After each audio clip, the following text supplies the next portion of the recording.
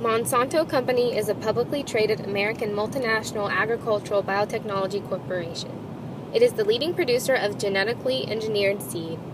The company was a major producer of plastics by the 1940s.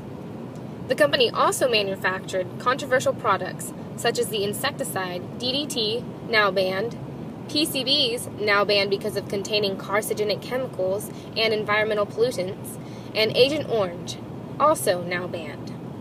In fact, in 1984, Monsanto paid millions to Vietnam veterans suffering from Agent Orange exposure. Some of the company's leading products are Roundup and Roundup Ready seeds, such as their Roundup Ready soybeans. Monsanto was among the first to genetically modify a plant cell and among the first to conduct field trials of genetically modified crops. It remained one of the top U.S. chemical companies until it divested most of its chemical businesses between 1997 and 2002. Through a process of mergers and spin-offs that focused the company on biotechnology. Now that we know Monsanto's history, we can talk about some of its former employees. Exhibit A, Islam A. Siddiqui. He is now the Chief Agricultural Negotiator for the United States of America, which is the ambassador of the Office of the United States Trade Representative. He is responsible for conducting and overseeing international negotiations related to trade and agricultural products. And he was a former lobbyist for Monsanto. Next we have Linda Fisher. Linda Fisher is now the president of DuPont, but Fisher has served in a number of key leadership positions in government and industry, including Deputy Administrator of EPA, EPA Assistant Administrator, Office of Prevention, Pesticides and Toxic Substances, EPA Assistant Administrator, Office of Policy, Planning and Evaluation, and Chief of Staff to the EPA Administrator. Fisher was also the Vice President of Government Affairs for Monsanto. And finally, the prime example of revolving door for Monsanto is Michael R. Taylor. Michael R. Taylor started in 1981 when he went into the private practice at King and Spalding, which is a law firm, one client of which was the biotechnology company Monsanto, where he established and led the firm's food and drug practice. On July 17, 1991, Michael Taylor left King & Spalding and went to the FDA to fill the newly created post of Deputy Commissioner for Policy. After that, in 1994 and 1996, he moved to the United States Department of Agriculture, where he was Administrator of Food Safety and Inspection Service. Between 1996 and 2000, after briefly returning to King & Spalding, he then returned to Monsanto to become Vice President for Public Policy. On July 7, 2009, Taylor once again returned to the government as Senior Advisor to the FDA Commissioner, which was a newly created post by Obama. And on January 13, 2010, another post was created especially for him at the FDA, this time as Deputy Commissioner for Foods. Moving on to Monsanto, another loving company. This is out of Natural News.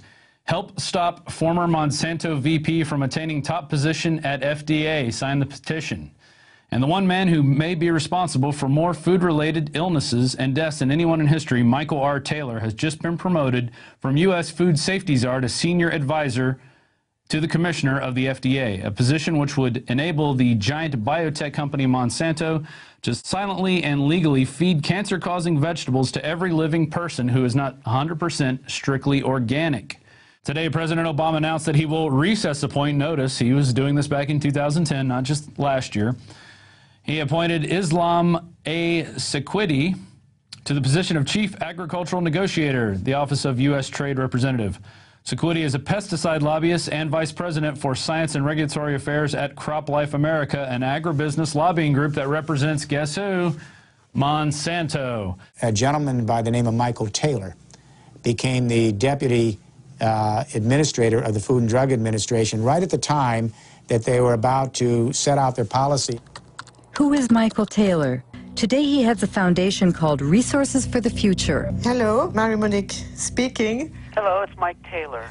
My questions are about your role. I mean, when you were working at the FDA, before being hired by the FDA, you worked as an attorney for Monsanto during 7 years, didn't you? Well, I was a partner in a law firm of which Monsanto was a client. And I worked on some Monsanto matters, yes. And apparently, if I understood well what I read, the FDA created a new position for you, Deputy Commissioner for Policy? Well, because there was a special need at that time at the FDA because of the new GMOs. It had nothing to do with GMOs. Nothing at all to do with GMOs. I wasn't the author of these policies, but that's just false. He moved over to the FDA in July of 1991. Up until that time, he was at a law firm called King & Spalding. His personal clients included not only Monsanto, but the International Food Biotechnology Council. And he had drafted for them a proposal for how they would like to see genetically engineered foods regulated. And if you look at the proposal that was written for IFBC, that was Michael Taylor's, with the final one that was published, it looks very, very similar.